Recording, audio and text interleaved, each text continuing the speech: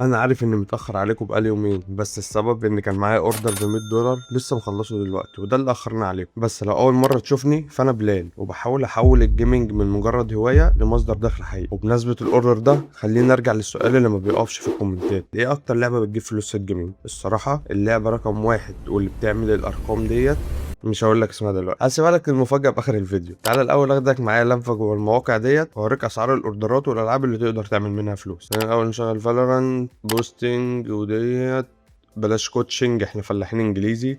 روكت ليج ناس سألت كتير عليها. ريمبو سيج جامده برضو. المفروض هنا انت لو تعرف تعمل الاوردر ده مثلا بتديله سعرك والمده اللي هتخلصه فيها.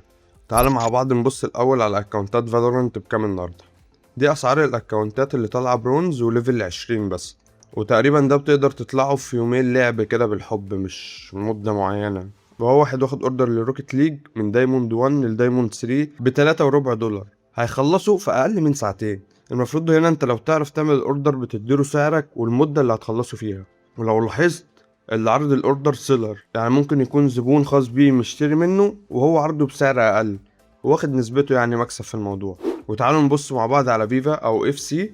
سعر المليون فيها وصل دلوقتي ل$60، ده لو هتبيع 80,000 و50,000 وكميات قليلة.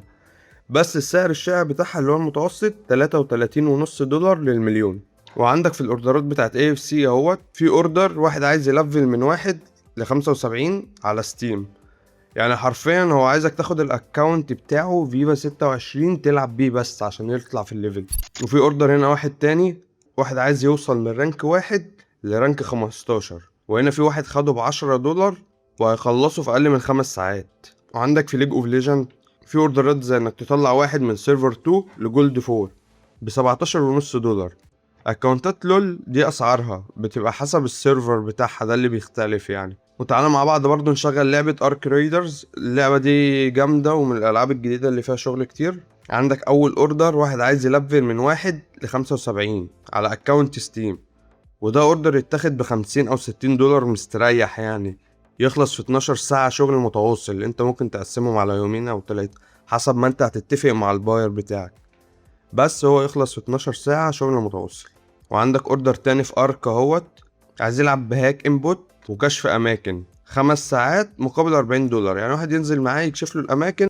هو اللعبة دي ليها هاكات كتير باشتراك 10 دولار في الشهر، بس ده حرام يعني فكك منه. كل ده كوم بقى، واللعبة اللي هقولك عليها دلوقتي دي كوم تاني. وورلد اوف وور كرافت او واو، اللعبة رقم واحد من غير منافس في حجم الفلوس والطلب عليها. اللعبة دي انا شخصيا شغال فيها بقالي 3 سنين. ميزتها انها مش معتمدة على حاجة واحدة، واللاعبين بتوعها مستعدين يدفعوا مبالغ ضخمة جدا مقابل وقتهم. لعبة لو فهمتها مش هتقعد يوم واحد من غير اوردرات. اللعبة فيها كل حاجة: بوستنج، جولد، مسك بلس، ريد، فهي مليانه شغل اللعبه ديت ومش بتوقف يوم واحد بس من غير اوردرات. وعشان انا عارف ان تفاصيل المواقع دي واللعبه نفسها ممكن يبانوا معقدين في الاول، ففي الحلقه الجايه هبدا معاكم السلسله العمليه اللي هنبدا فيها اعلمكم ازاي تعمل اكونت وتوثقه، وازاي تبدا خطوه بخطوه لحد اول دولار تكسبه. لو انت جيمر وعايز فعلا تحول وقتك دوت لمصدر دخل حقيقي، اشترك في القناه دلوقتي وفعل الجرس عشان ما يفوتكش الفيديو اللي جاي اول ما ينزل. وعشان نتابع مع بعض اول باول ونمشي خطوه بخطوه ونتعلم صح، عملت سيرفر ديسكورد هجمع لكم فيه وانزل كل الشروحات والمواقع، وهسيب لك لينك السيرفر تحت في الديسكريبشن وفي اول كومنت مثبت. جاهزين للجد؟ مستنيكوا الفيديو الجاي. سلام.